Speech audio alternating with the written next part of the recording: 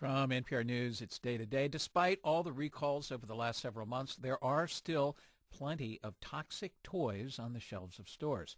A coalition of consumer and health organizations has been testing the safety of products for children. They've found lead and other poisonous materials in a lot of products. And if you're thinking, well, maybe a video game this year, there's another study warning about them. Marketplace's Bob Moon joins us. Bob, first let's talk about the Tainted Toys.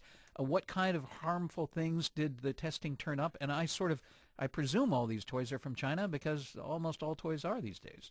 Well, apparently a lot of them are. They found everything from lead to mercury and cadmium and even arsenic in these toys. In fact, many of the 1,200 children's products they tested had lead levels that were way above the federal recall standard that's used for lead paint. More than 200 items had unsafe lead levels. The highest concentration of those were in kids' jewelry. More than a third of the pieces of jewelry that were tested had high levels of lead.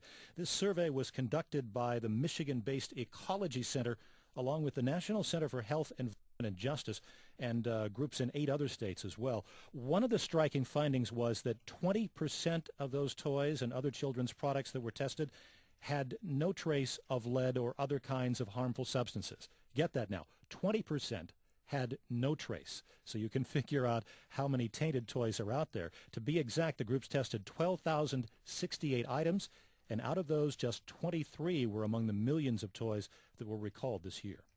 So how can parents find out what toys are on the warning list? Well, the results of this survey are being posted on a website today. It's healthytoys.org. You can type in the name of the toy that you want to know about, and it'll pop up the information. Okay, what about this report on video games? Yeah, a group called the National Institute on Media and Family presented its video game report card at a news conference in Washington. It complained there's a growing complacency among the gaming industry, game retailers, and even parents about the video game ratings that are out there. Dana Marco is director of youth research at Harris Interactive. She told the news conference there are tools out there for parents to check what their kids are buying and playing, but they're not being used.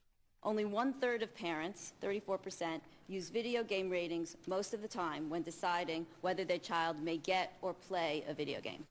The group is complaining that fewer retailers are participating in efforts to educate their customers and employers about video game ratings. For its part, the industry is defending the effectiveness of its ratings program. It says that there's enough out there for parents to use to steer clear of any video games they don't want their kids to play.